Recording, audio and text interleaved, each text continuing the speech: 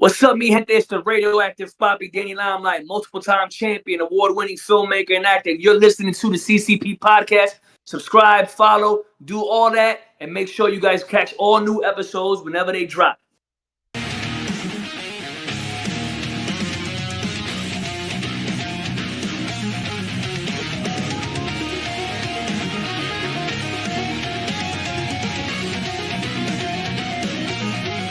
What is happening, friends of CCP Podcasting? Welcome to Beyond the Bell Live. I am Chris Page. I'm flying solo tonight. Tydrick was slated to join us as a family emergency. Thoughts and positive vibes out to Mr. Ramsey. But the show must go on, and I cannot wait to have this conversation here over the next hour or so. I guess it was probably I don't know, 6 or 7 weeks ago. I was in Orlando at the House of Champions, catching one of the shows, and the opening match. I see this guy I've never seen before. I'm watching, and he's taking on Blanco Loco, and I'm watching this thing unfold, and the transitioning, the way he was moving in the ring, the eliciting the reaction from the crowds that he was eliciting when he was trying to elicit it. It was more than enough for me to say, hey, I'm going to go watch this guy. I'm going to go see another match. And I did. And I saw a little bit more. And I had to bring him in. I had to have a conversation with him. We've been trying to set this up for a couple of weeks. The gods are smiling. Ladies and gentlemen, welcome to Beyond the Bell. Mr. Andres Reyes. Sir, welcome. Yes, sir. Yes, sir. The true and only champion of professional wrestling is That's here finally. After a little bit of pushback, what's it called? We had a little bit of sickness, a little bit of, life just being life, but we're here finally. Yes, sir. I cannot wait to dive in and chat with you. Like I said here at the top of the intro, the beautiful thing about independent wrestling is there's so many hidden gems everywhere, and I didn't know that there was one in my backyard. Actually, I didn't know that there's several that are in my backyard that I've stumbled across. And you, sir, when I saw you, I, I was why haven't I seen this guy before? What is going on here? And I had to go and look a little deeper, and I did, and I'm thankful that I did because I've opened up a different world when it comes to you and what you're doing in the business and the waves that you're creating, not only yourself, but the group that you're working with along the way. Cannot wait to sit down and have this conversation with you, sir. So welcome again to Beyond the Bell. Everything feels good. Feels good. Yeah. Like you said, I don't like to toot my own horn or anything like that, but it's just it reassures and it reminds not only myself but all my true believers why I do this, just to show not only the hard work and dedication I put in, but also that I am one of the futures of the sport. Yeah, I'm just gonna say that. But it's also, like I said, the hard work and dedication that's showing that as long as you put in that work, that you're gonna make it to the top of professional wrestling, and that's what I'm trying to do, and that's what I'm trying to prove as a true champion. So I appreciate the kind words. I thank it. I told myself that every morning when I look in the mirror, but it's good to hear it from other people as well when they see my work and see what I'm able to do. Well, I feel like I'm just scratching the surface. Where I like to start with these is kind of at the beginning of your journey with professional wrestling, and it kind of predates even training. When did you fall in love with the profession, and what was that like for you? Hmm. I do got to go a little bit back. I could go ahead and hit you with the typical, oh, I used to watch it when I was little, which was true. I used to watch it when I was in middle school. But honestly, what got me into professional wrestling was the video games. I used to play Raw versus SmackDown 2007. And I was like, man, this is my game. I used to play as my characters were either John Cena or Matt Hardy. And I was like, all right, this is my thing. And then someone told me, like, yo, that's an actual show. That's an actual sport. And I'm like, nah, people don't really do this. And then they showed me, and I was like, and instantly, I fell in love with it. I was like, yo, this is awesome because I love combat sports. But the only thing that just kept me from just being so up to date with just different, I guess you could say different aspects of combat sports is the lack of storytelling. And that's what professional wrestling did to bring me in. Even though sometimes it'd be like, oh man, this guy stole this guy's girl, and now he's gonna go ahead and beat him up at SummerSlam. Oh snap! But it's like it's that story that went ahead and grasped me and then made me stay. And then I also watched a little bit of it, and I was like, especially when I saw Daniel Bryan win the World Heavyweight Championship at the main event of WrestleMania. I was like, all right, someone like him, basically of his stature, of his weight, that was always pushed down, was able to finally make it to the top. You know what? I could do it too. I could do it too. But all of those little aspects, I was like, all right, I love professional wrestling. Professional wrestling is one of those things in combat sports that adds that little extra flavor in my perspective. When when does the reality set in that that this is something that I want to do, and in the process of even trying to break in from your perspective? So that one's a little bit tricky because so after me and my homies, we all graduated high school. We all went around and we're like, all right, what are we gonna do with our lives? And every single one of them wanted to join a different branch in the military. And for me, when it got to me, I was like, I could say I want to join the military just like all of them, and just us all just want to go ahead and jump in war with each other. But I was like, what happened if I became a professional wrestler?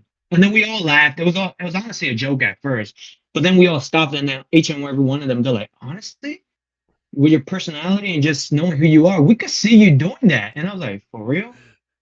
So I still went the route to go ahead and pursue jumping in the military, becoming a second lieutenant. I had my EA spy and everything, en route to study for electrical engineering as well through college.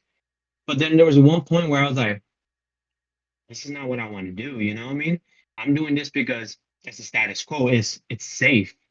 But eh, knowing the person I am, I don't want to just live life safely. I want to live life to the fullest. I want to go ahead and pursue something that it seems like is unattainable and obtain it and prove that you can do it as long as you're able to go ahead and put in that work. So then I still didn't like getting yelled at and not still nothing back.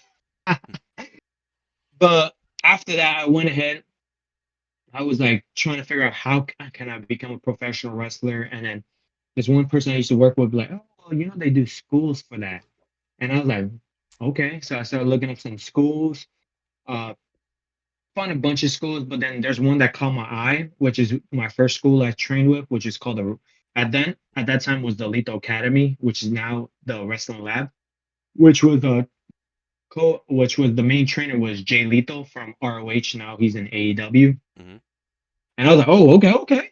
And I was like, let me go ahead and hit them up. So I was getting trained by him, and then my other trainer at the time, other trainer as well, David Mercury, and they were like showing me they're the main reasons that I was able to step my foot into the door of professional wrestling. They showed me the fundamentals. They brought me in and basically as like, I guess you could say like a larva or something like that, Mm. and like show me basically the ins and outs from professional wrestling. Then they introduced Big Con of the Ascension from NXT as well. And I was like, oh, I was just trying to observe, I was trying to learn. I was like nonstop training. And I was just trying to go ahead and get to that point because the point is to be the very top of the mountain of professional wrestling. How does that look like? It changes every day for myself. But it's just, I was like, yo, I'm getting all these avenues, people that have succeeded in their own ways and let me go ahead and learn and observe as much as possible, especially because I'm just right now just training.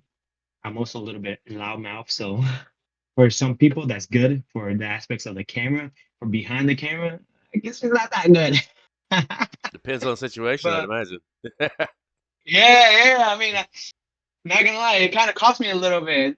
One time I had to go ahead just because I wanted to be a little bit funny, a little bit loud. I had to cost me like a whole crap load of burpees to do nonstop until the class started feeling bad for me. I tell Miss Burpees. I don't miss burpees at all. I don't You miss it either. you were mentioning, as you're going through all this, it kind of makes me wonder because you've got all this training, you got all this stuff going on, and all these people that you're learning from. How are you balancing, social life, personal life with the in ring aspect of it, because something that I think people fail to understand and realize is the sacrifices that are made when you're Oh, yeah. trying to when you're trying to be a professional wrestler, because it's not a weekend warrior situation. Oh, yeah. It's a I mean, lifestyle. it's work. It's daily work. So what's that like for you? How did you find that balance as you were just getting in or just trying to get So at that time, when I was first getting my foot in, it was training that was like once a week. So I'm also the type of person that's really good at time managing. I was like, all right, I'm training once a week for wrestling. Let me go ahead and like try to maneuver where I'm able to go ahead and fit wrestling. I also am the type of person like, all right, well, I already knew that it was I guess you could say not only physical, but it's a body sport where people also, the fans, the people, everyone just judges you also on built on your physique to see in? it treats you like as a you're credible as you're a credible threat as a credible opponent, but as well as it actually is your natural strengths and everything like that. So I implemented, all right, now I gotta go ahead and start putting time in the gym and then putting some aspects of nutrition.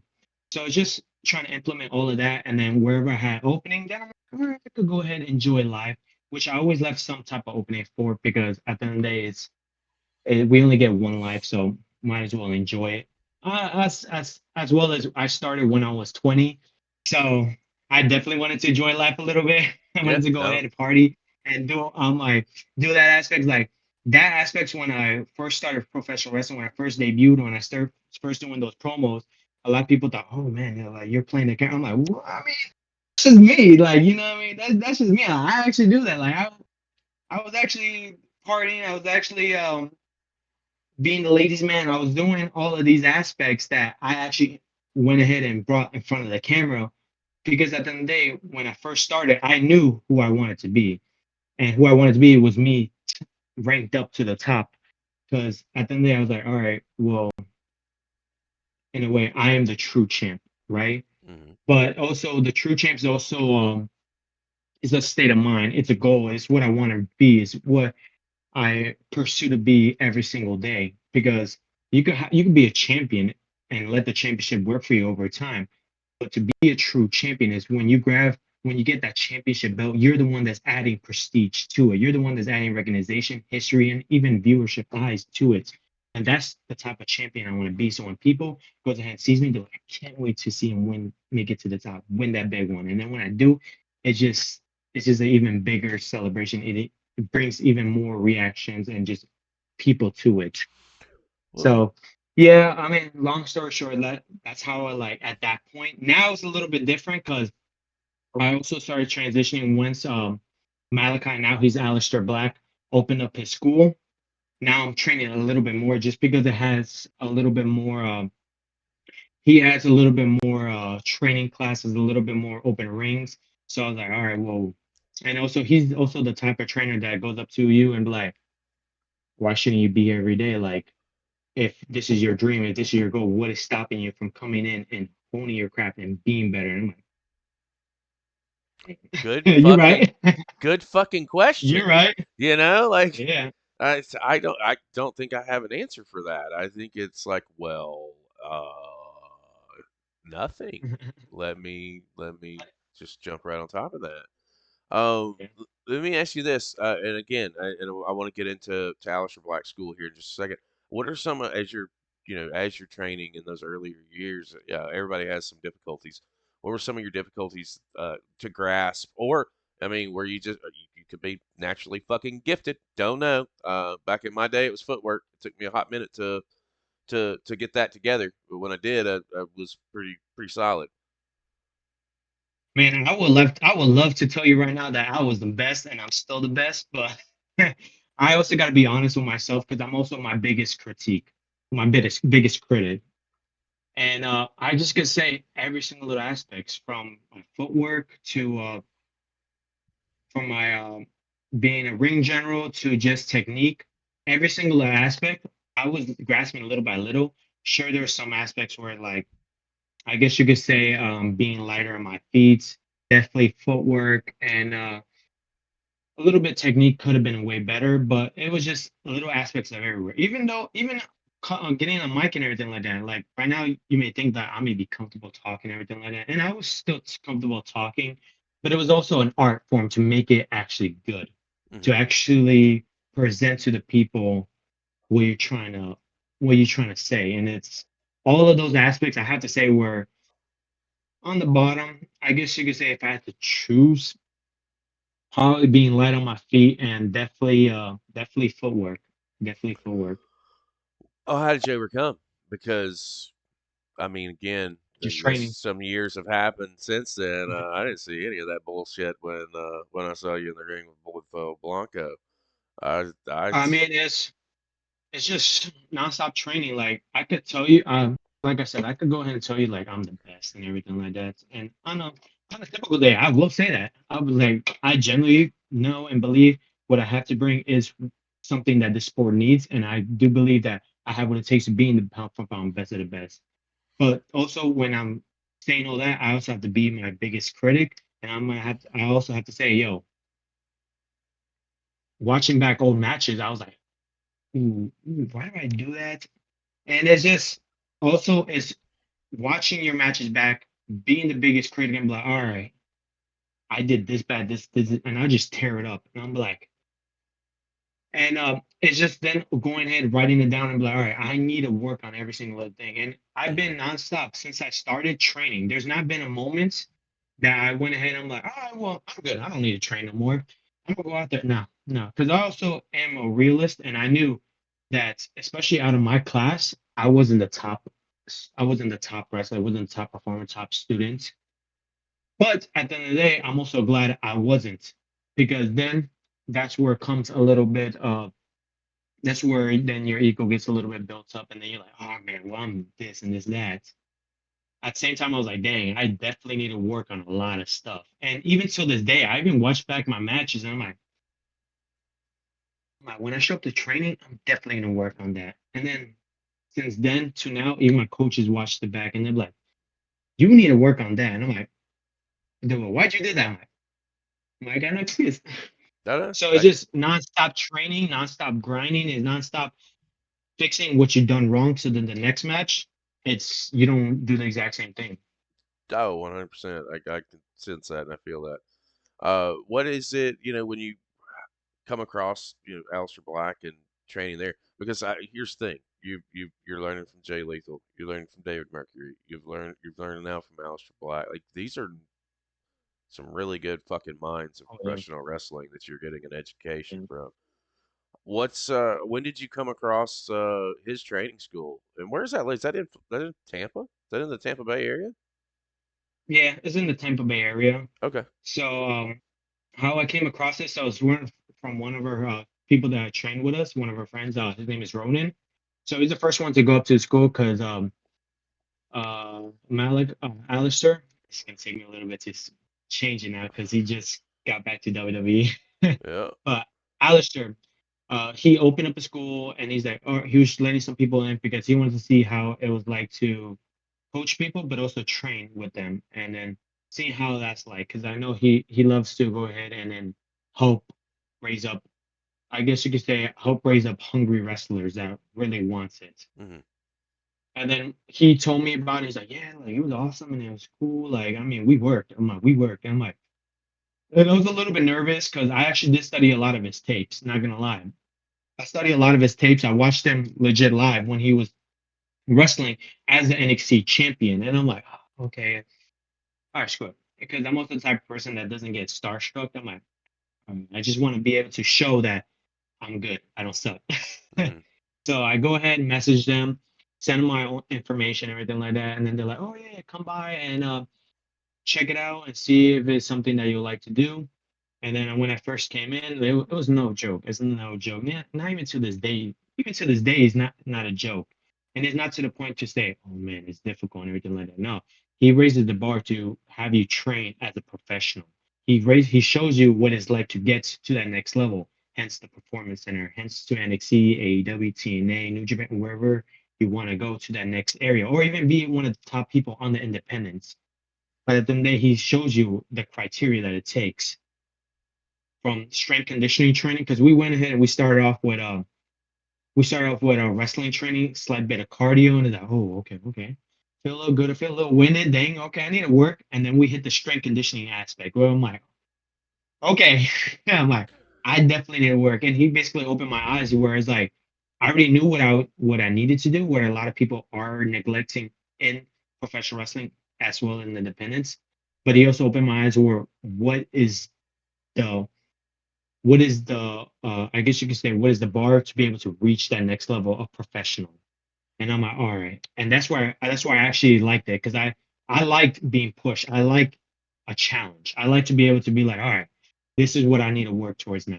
And he's the one that brought all of that because he doesn't like students that likes to be lackadaisy and chills and demand handouts. No, he's like, no, you come here, you're coming here to work. You're coming here to be able to better yourself in professional wrestling, better your body, better your nutrition, and be able to show that you really want it. Because that's what it takes to be at the very top of this sport, any combat sport, any sport in general. You have to train like there's no tomorrow.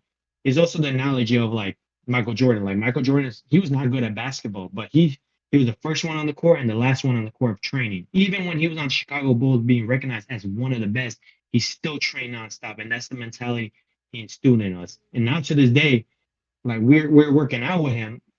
We're doing these 100 reps on bench press. I'm like, dang, I low key, I'm like, this low key sucks. Makes me want to cry a little bit. But then at the end of it, I'm like, all right, that was worth it. That was worth it. I'll do that again. And then we go ahead and we do an hour of cardio. I'm like, and then we do our training aspect. But at the end of it, I won't train. I won't trade any single bit of it because of the love I have for the sport, and as well as the pride that I instilled from the hard work that I've been doing, especially arriving over there because it's reached the next level of, all right, this is I'm like, all right, let's time to get to work.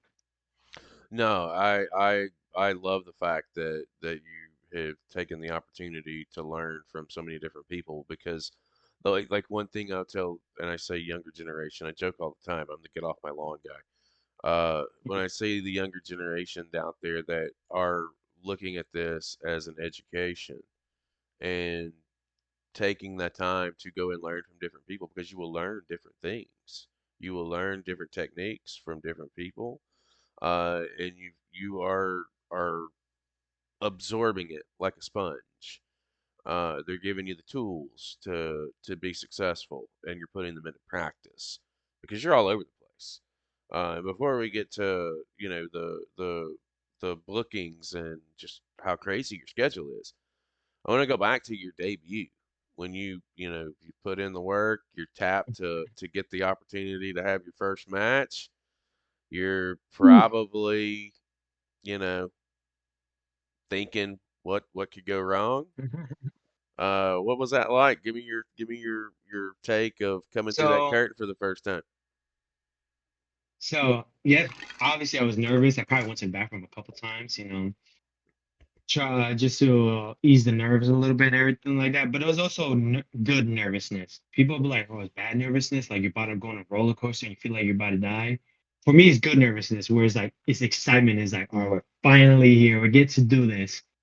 And building is this match is actually kind of funny. It's kind of weird because when I was told, "All right, you're gonna be wrestling on this show against one of the people that trained from your school named Dick Danger." I'm like, okay, okay. I knew about him, and I'm like, he was a fan favorite, and I'm like, all right, I'm excited and everything like that. A few days before the show, he got hurt, and I'm like, in my head, I'm like, I felt bad for the guy, but at the same time, I'm like, dang, does this mean I get a new opponent that I have to get ready for, or does it mean I don't have a match anymore? What does this mean? Because at that time, I'm like, I just wanted to already wrestle. I already wanted to wrestle. I had that itch. I had that hunger. I had that already. Let's finally do this. And then the promoter went ahead and told me because he still wanted to wrestle. He's like, all right, well, it's not going to be as much as you want it to be. But as he's injured, you're going to be able to still wrestle your match. It's not going to go too crazy.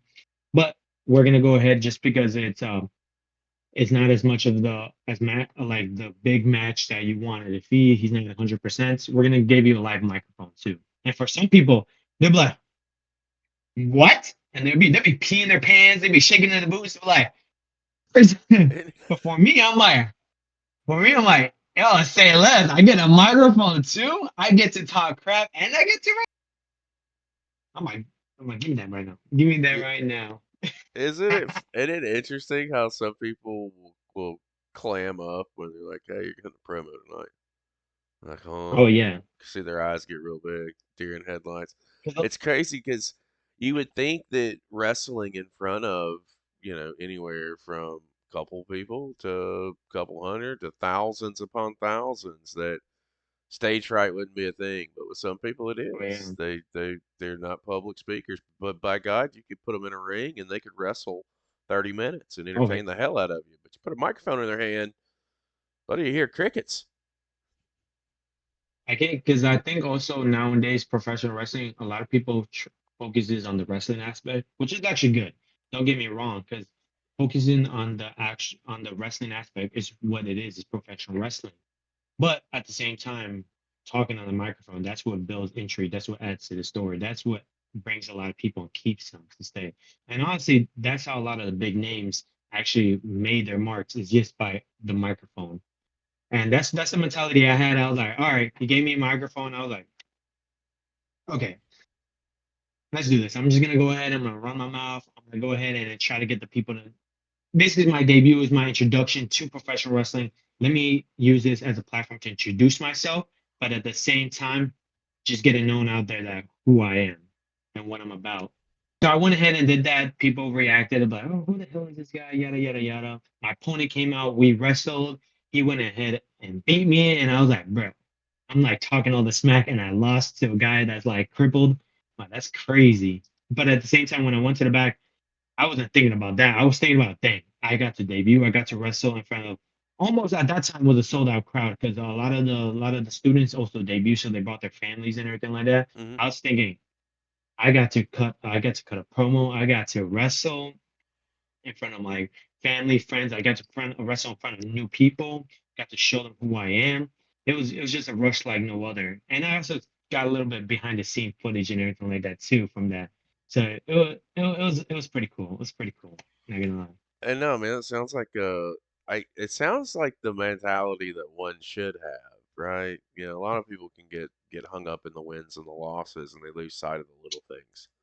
And the little things are the most important things at times. Finding the little that's your happy medium and your happy place. I got to do this. This is what I've been working for so long, and now, motherfucker, it's finally happened. This is what that feels like. Oh my God! And now it's like that. When can I do it again? What's next? And I just I really I remember like back in my day. I always say back in my day, just because I'm an old fuck. Uh, I when I got in the ring the first time, I tripped over the stairs coming up to the fucking apron. And if that wasn't bad enough, I tripped over the middle rope because I was that nervous. I was that just like, and I don't even understand why because there was like six people there. There's nothing for me to be nervous about. It just I was in my own fucking head, and I laugh about it today. If you can't laugh at yourself, you certainly can't laugh at nobody else. Oh, Uh, yeah. I'd as be laughing at some of the things that happened to me. Like that same thing happened to me. I was wrestling on a show and I stepped on the stair and then like it broke while I stepped out. I was like, oh my, I almost broke an ankle on it. But then in my head, I'm like, "Dang, am I really that fat?" Like, you start questioning it because you just said it earlier. Like as much as it's not like people are looking at your body, whether yeah. people want to admit it or not. Then you start I'm like, second guessing yourself because you're not. It's not like you're not already doing that. You're second guessing yourself every day you get up and look in the mirror. Like, oh my God, what can I do to bulk up here or lose a little bit here? It it's not to have a stare break on you, dude, like that.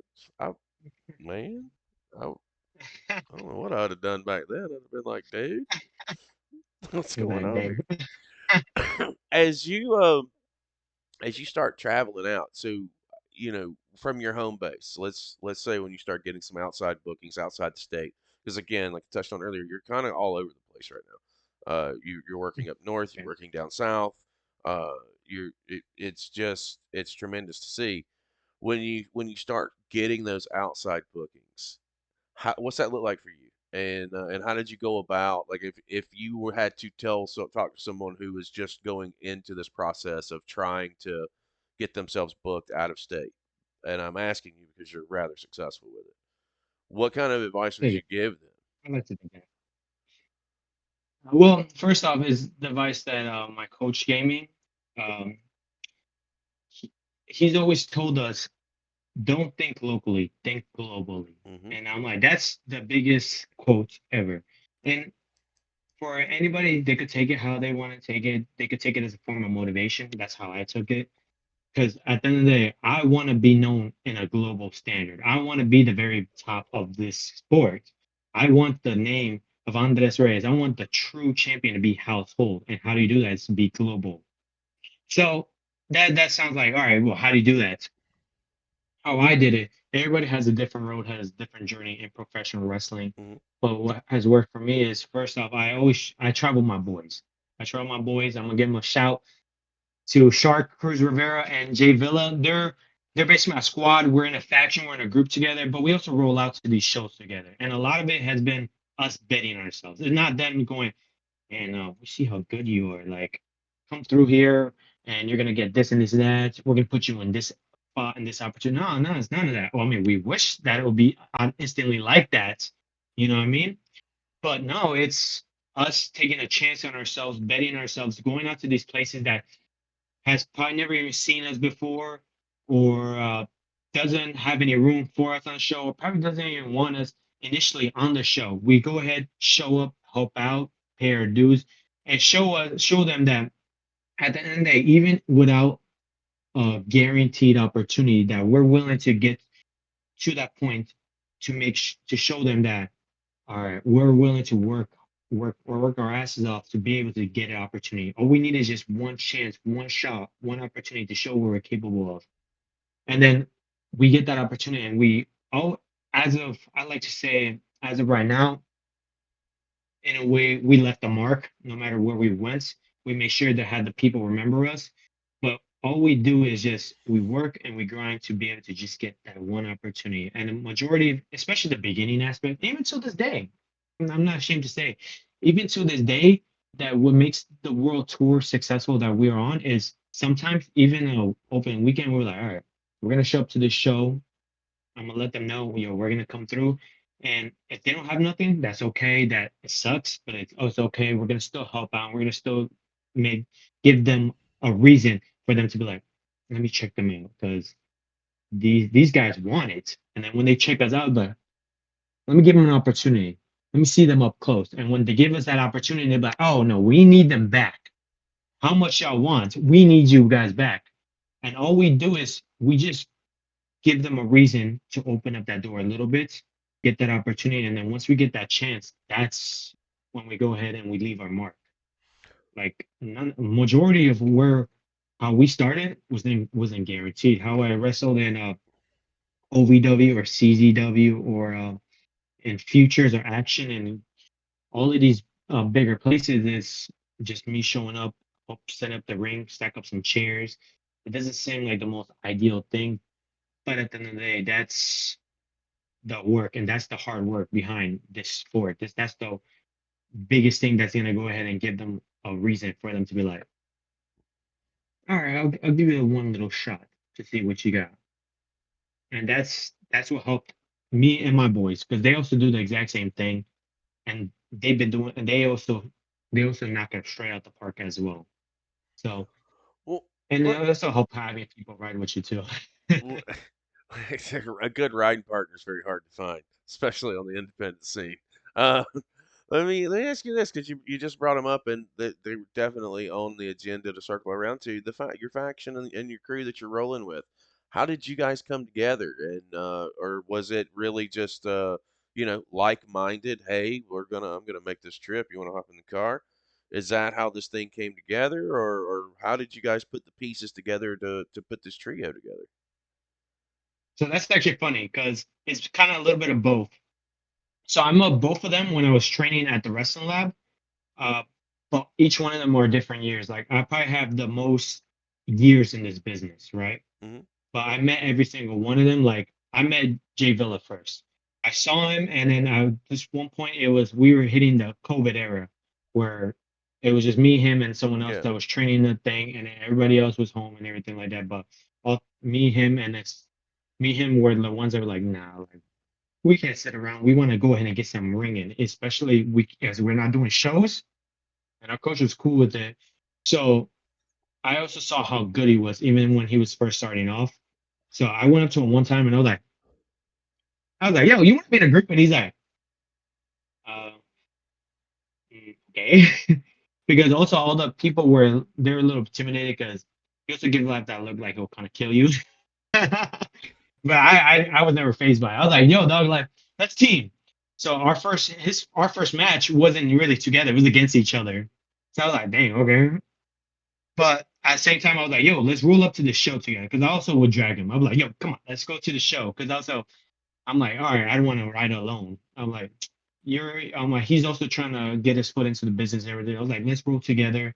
The more the merrier. It benefits to both of us. And then low key, I kind of forced him. I kind of forced him, but then at the end, we also like we became like close homies and everything like that through the travels and through Right. everything. And then for him, I knew him the longest. And then after that, we implemented a Shark, where Shark was also kind of forced. He was kind of forced, but he kind of wanted to be in it. Like he's not gonna admit it, but he saw us. And he was like, "Man, they're kind of cool." And I'm like, "I kind of want to join them." I'm like, "I don't blame you." But for him, we were his first match. Me and Villa, like that weekend, we wrestled in New York. Then we wrestled in New Jersey the next day. And then the on that Sunday, we got there and we wrestled. We were in a program with Jay Lethal too, on the Sunday show.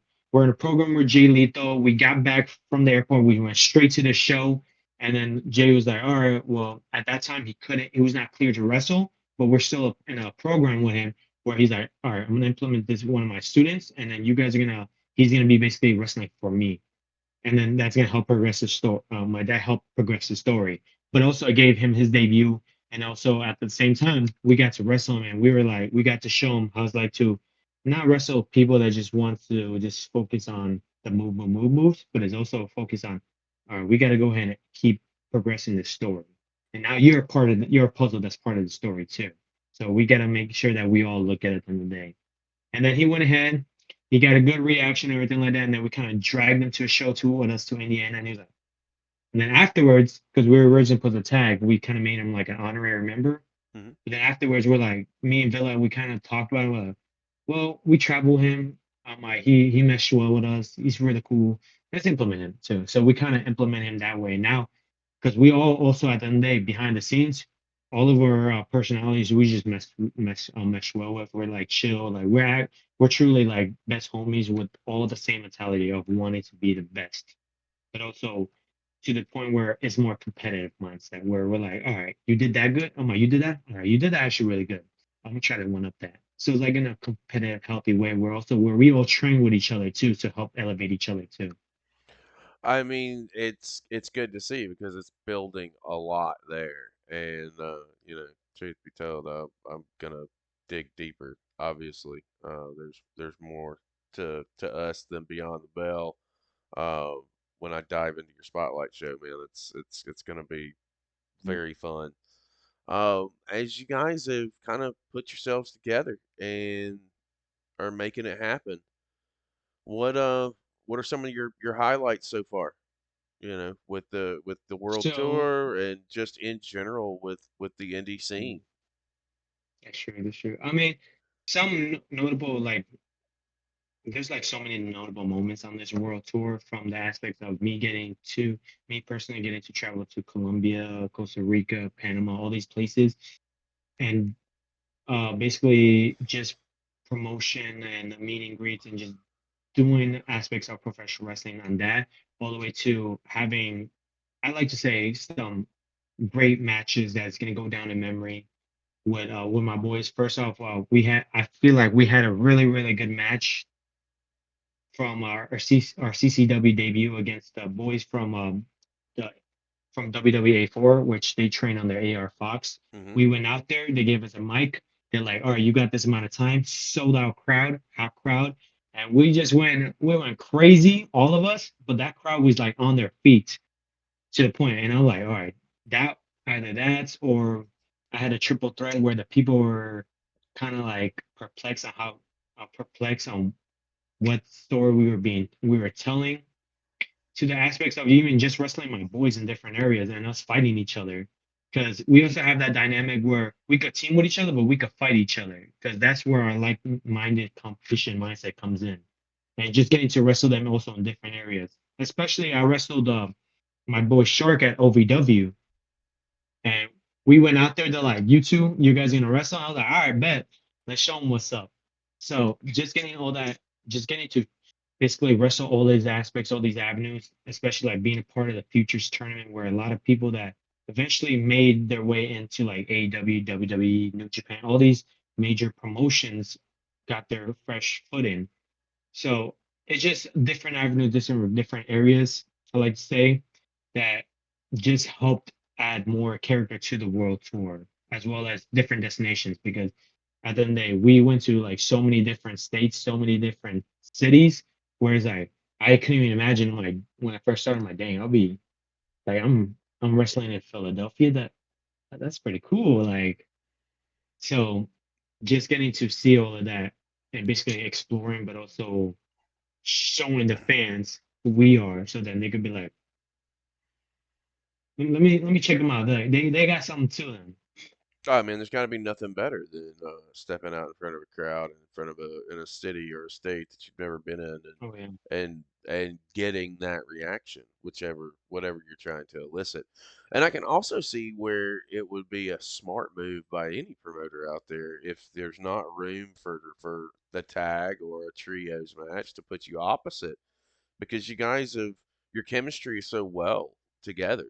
Like it just makes sense. It just seems like it's a good match.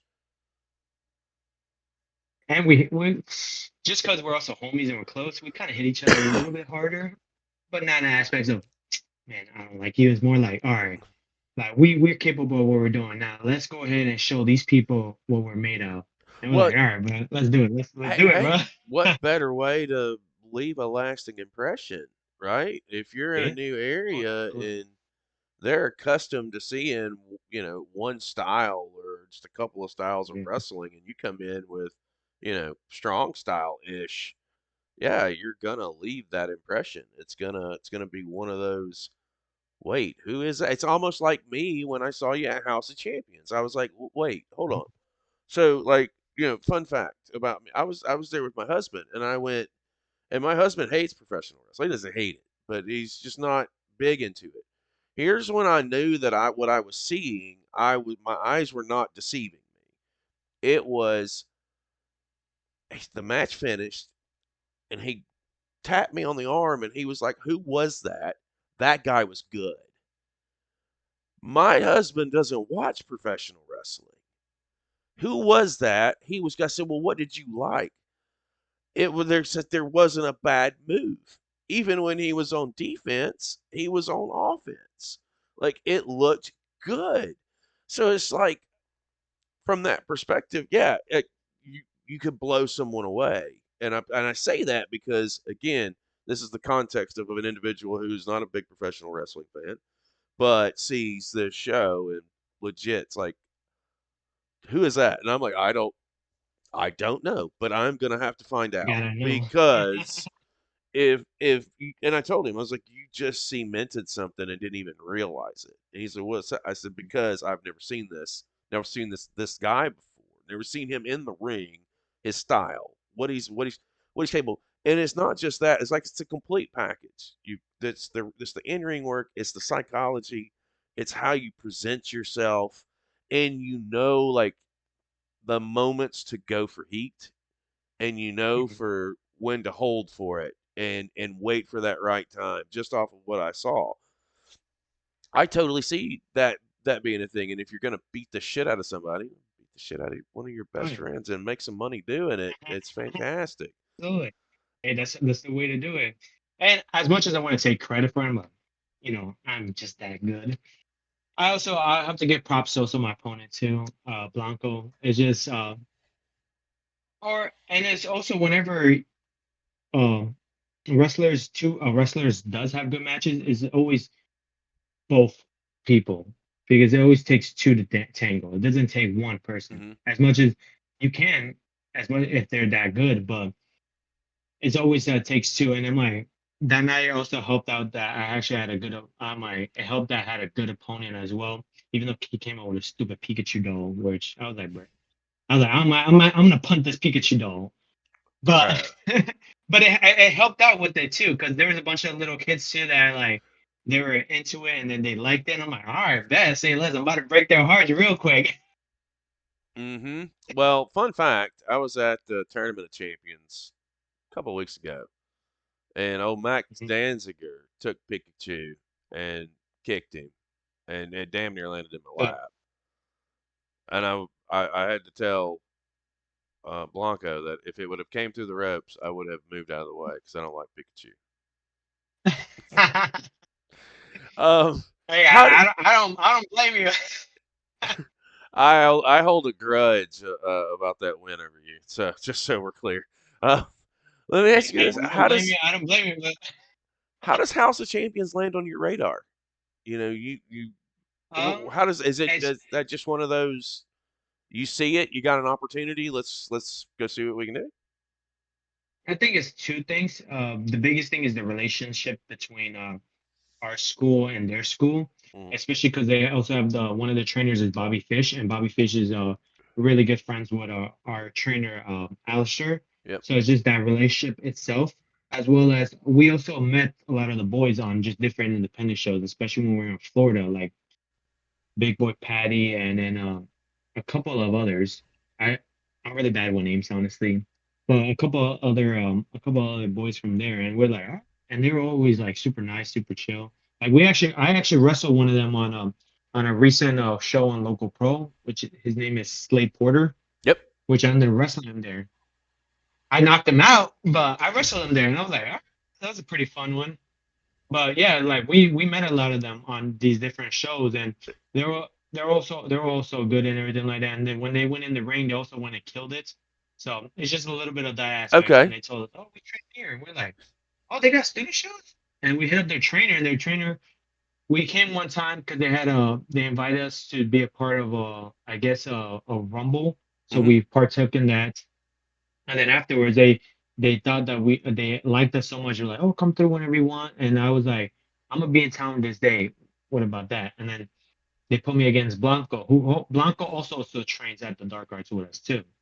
Okay. And I So was like, "All it's right, bet. Let's do this." I'm like, we're gonna go a little bit extra strong style. Let's do this. I'm like, I'll have a little fun with this one too. sold me. I mean, sold me. I think that it was tremendous. I was not. It was for me. It was one of those things I wasn't expecting. Right? Because I mean, I saw the match card and then I saw your promo that you did for it, and I went, wait a minute now. And then when I saw the match, I was like, fuck it, I need to see more. And then it's opened up other doors as well, and I truly can't wait to see what the next layers for all of you guys are, and to know that that door's open for the HOC, and I would assume that that door works both ways. That's really good to see because people working together for a common goal smells like success to me. And with Oh yeah. that being said, let me ask you this: you've you've already done so much in such a short period of time. What's next on your radar? Where would you like to see yourself going? I mean, talk to me about where's the True Champ want to be? So long term, I would say like on some type of major promotion on a TV platform. That's the longevity, the long goal, hopefully. Short term is just continue taking over professional wrestling, continue taking over the independents, but also making my way to like new territories, new cities, new states, and just implementing not only my style but showing the people what I'm capable of, who I am, and to make sure that they return to seeing what I'm about. And I think that's the biggest thing what I'm trying to aim and grow for the world tour, as well as with my boys also coming in and they're also doing their stuff for their careers, but also as a complete unit, we're also just taking over every single divisions that we land foot. Like right now we have next month we have the Panhandles we're gonna be wrestling in, and then we got North Carolina for CCW, and then possibly we might end up making our way to well, we might make our way to hopefully Canada, Europe. We'll go ahead and we'll see where the World Tour takes us. Hopefully, we're able to make some different states. I would love to personally go back to Philadelphia and New York, just because those are also some areas that's really big on like that physicality aspect. They love Yeah. that violence in professional wrestling, and just like make it to the top of the indies. To how does that look? Like I could say different promotions, but at the end they how wrestling is, different promotions rises to the top, while other ones they all kind of trade places in a way. So I just want to be to the point where I'm at that very top, and I'm like able to go ahead, no matter where's that, just to showcase that I'm the best that this sport has to offer. And then just keep elevating this world tour, keep helping my group elevate itself while each one of my members are also helping elevate the group while also elevating their own careers. Because both of them, they're both killing it. Just as much as I leave my mark and everything like that, they wherever they wrestle, if it's as a group, as a tag team, like to be honest, they're gonna be. I'm gonna be a little bit AFK for the weekend of the 17th. But they're both wrestling in the Panhandles. They have a tag match, and then they have another match in CWF, where I know 100% that they're gonna kill it. And I'm like, bro, like even if I'm not there, people should check that out because they're extremely good too. Extremely good. They're the ones I see that I would love to be at that very top with, where it's just us three fighting for the heavyweight championship. That's the goal, right? On the Yeah. biggest stage Well, in the world for the uh, heavyweight championship. that's the Even though that. I told them in their faces all the time that I'm gonna be the one that walks out of the championship, but I would love to be the one that I would love to fight them in that aspect because they're my boys, but I also know how much they love and how much they work and how damn good they are, to be honest. Well, you know they're on my spreadsheet, and I know you have no idea what that means, but I've got a spreadsheet of we do I don't know probably 7 or 8 different shows based around independent wrestling, and there's a niche for everybody. You know, the spotlight show we're going to be filming one on you not Yeah. too long down the line. They're on the list for that. It was just because it's the only way that we know to support and continue our support for what you guys have going on, and it's truly wild to see where independent wrestling is at. I think that I don't think it's been. Kind of I just got tongue tied. It's probably because I've been up and I was a little hungover this morning, but that's a whole nother story. Uh, Independent wrestling's on a boom everywhere, like literally everywhere. It's on fire. Uh, with that being said, there's a couple questions that I've got for you, and this I'm gonna ask one from chat. UK Paul, I'm gonna ask you a question now. Uh, he asked, and this is kind of one of my questions that I wind things down with, but we're not winding it down just yet. But this is just because he asked it.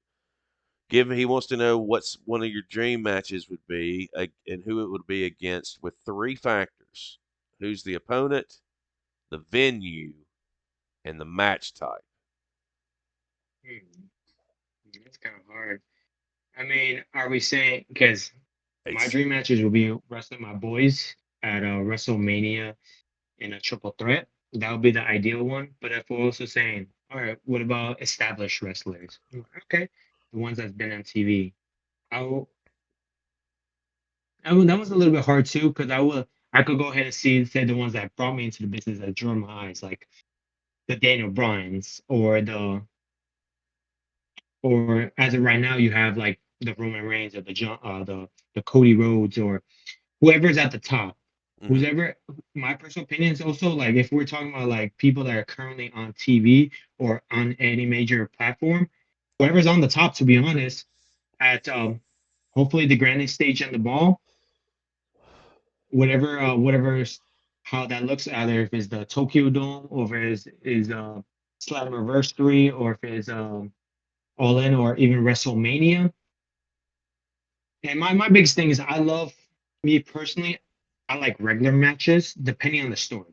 Obviously, depending on the story, just because if you could go ahead and have a killer match, that's just a match itself, which is basically taking off every single aspect and just having it be the bare bones and still have an amazing match where the people goes crazy. Then mm-hmm. imagine when you start implementing all those extra factors that plays with the story. But I'm gonna go ahead and just keep it like easy and everything like that. I know it's probably like you're like, dang, is my boys WrestleMania Triple Threat Heavyweight Championship. And like I said, I walk out with the championship. I walk in and out with the championship. Uh, I you know They're not gonna like that. They're not gonna like. Hey, I, I'll but see, like I'm so not mad at that at all. I mean, and I say that because you could name anybody that you wanted to name, and the names that even my coach, like I would love to wrestle my coach too, Alister Black. That would yeah be freaking dope too. Like I'd be messing with him all the time, and I'm like, yeah, man, like one day I'm gonna beat you up, and he's like, and he just looks at me like that, like I'm like, so yeah I would love to have a teacher versus student match too. That'd be amazing. yeah. I don't tease me, don't tease me. I think it would be fantastic. I got a couple more questions for you, and we'll wind things down. And I always ask whoever my guest on the show this question, and I will give you the answer to why I asked it once I hear your answers to the question. And I'm preface this because again we're live on Twitch. There's a replay. It will be on YouTube. It's not been or he hasn't been given any questions. This has been an organic conversation from the start to now. So if he doesn't drop your name, don't fucking be that guy or girl. Don't do it. Just fire me a DM. I asked this question to everybody. Who should I be watching? And what I mean by that is, as you know, we're an independent network. This is what we do. This is it. Independent wrestling to me Mhm.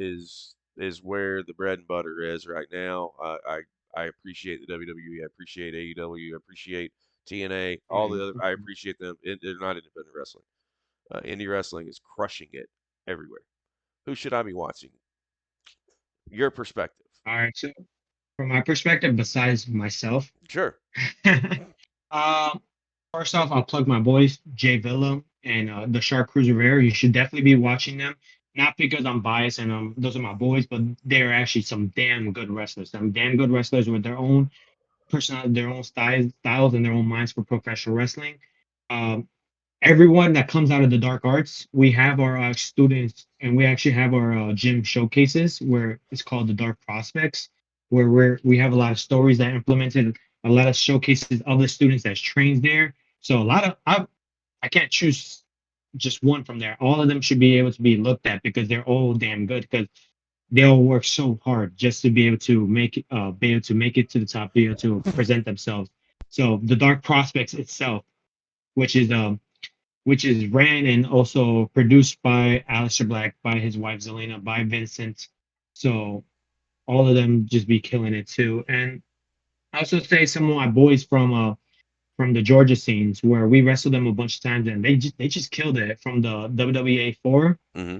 Like what was it called? Top Team and Rico and Northside. Those boys, they all be killing it. They all be killing it.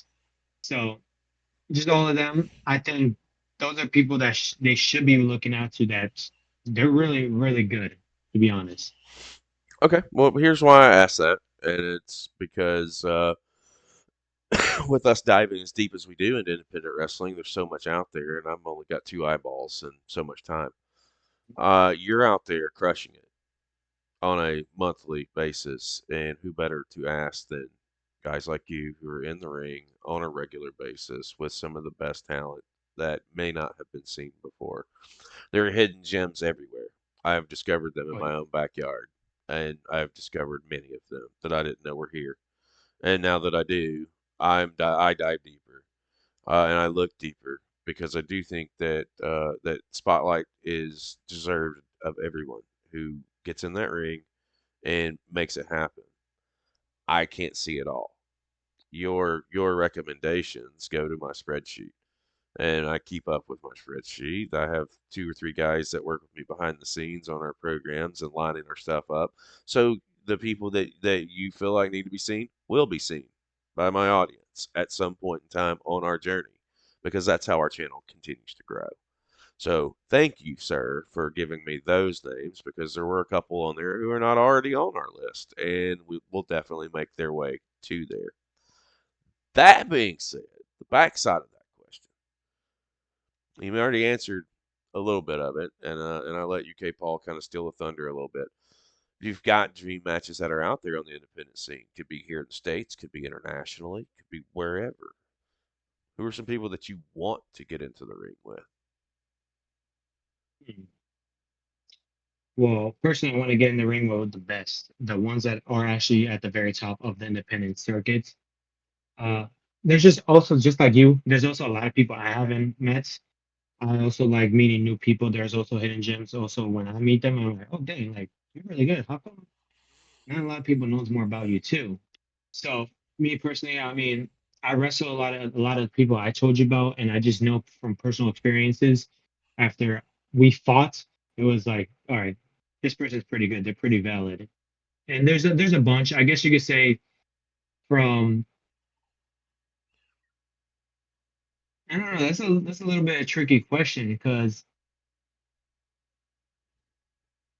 I'm really Uh, bad with names, but also there's like so many different people, but there's also a lot of the people are at the top also are getting scooped up. Like they're either getting ID'd, showing up on ROH, TNA.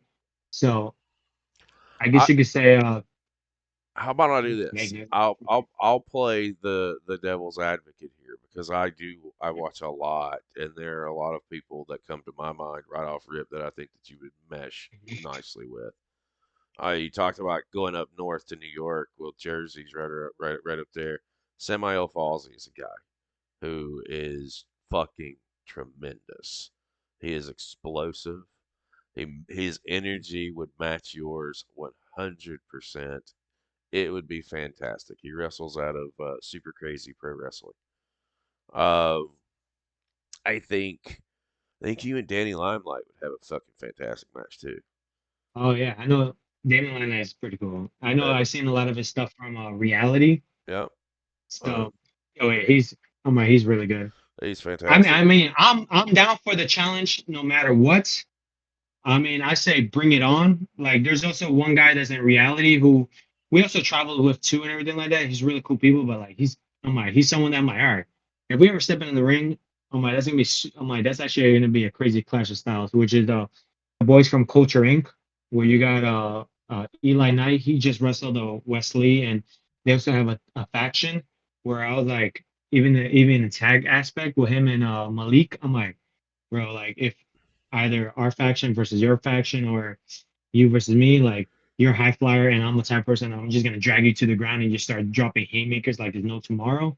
I feel like that'll be pretty cool. But yeah, I'm down. I'm honestly down for the challenge. Whoever wants to smoke, whoever wants to fight, I'm saying let's do this. If you're the best in your area or wherever you're at, I'm down to not only test myself, but I'm down to go ahead and take that spot.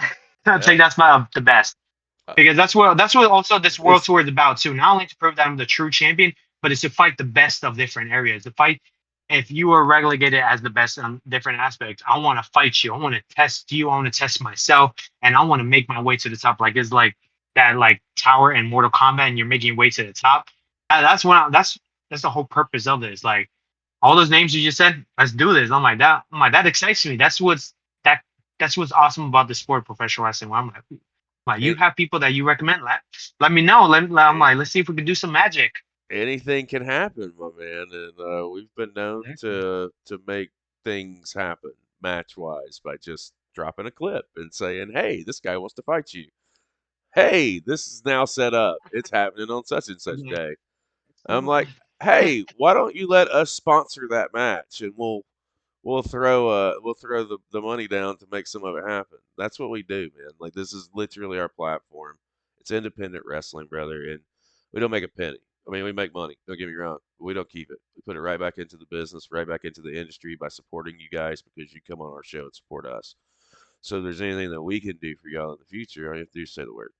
You know, it's time is valuable, and you've given me a lot of yours this evening on a Friday night when you could be doing oh probably 6 or 7 other things, if not 100 other yeah. things, other than sitting down and talking to me about professional wrestling. But you're here, and And it will that's the never love be of the forgotten. sport too. You know what I mean? That's the level of the sport, no matter what. Like if you get a wrestler that's super passionate about wrestling, they'll just go ahead and like go crazy. Like I had my brother one time goes up to me sometime when I'm in a rush. I'm like, "Oh, did you see this?" Da, da, da, da, da." I'm like, and I'll just be catching myself where I'm just like talking about wrestling nonstop or talking about training or like that's just the love of the game where you basically you dream about it, you think about it, where you're like, dang, I'm right here on the toilet and I'm just thinking of professional wrestling. Yeah, I get it. I'm not in the ring anymore, but this is legitimately outside of my real job that pays the bills. That's all I think about. That's all I want to do. I want to discover new talent. I want to discover new people. I want to go to new feds. I want to check out new feds in person. This is legit.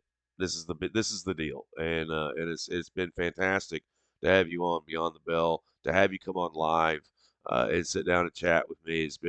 It's just been great.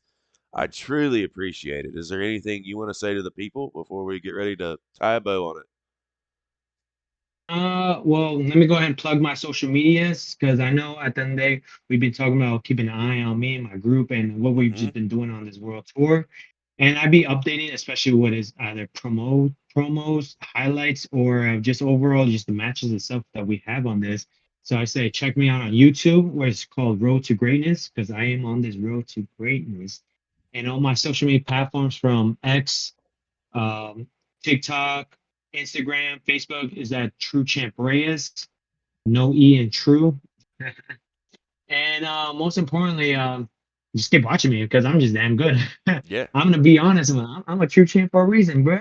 yeah, But at the same time, we are here to take over. Myself, my boys, we are in with one mentality and one mentality only is to go to new places, go to the places that we've been to, and just continue taking over every single place, every single opportunity, every single division, and just be able to be draped in gold. And at the end of the day, at the same time, to insert and showcase what we're capable of. Because at the end of the day, we are people with a dream. We are people that are passionate. We're men that are passionate fighters that want to be able to make it to that very top. And we want to show that as long as you grind, as long as I'm gonna also put this out there, as long as you have God in your life, but most importantly, as long as you never, never, never give up, that you can make it to the top, no matter what it is, if it's professional wrestling or whatever your dream is.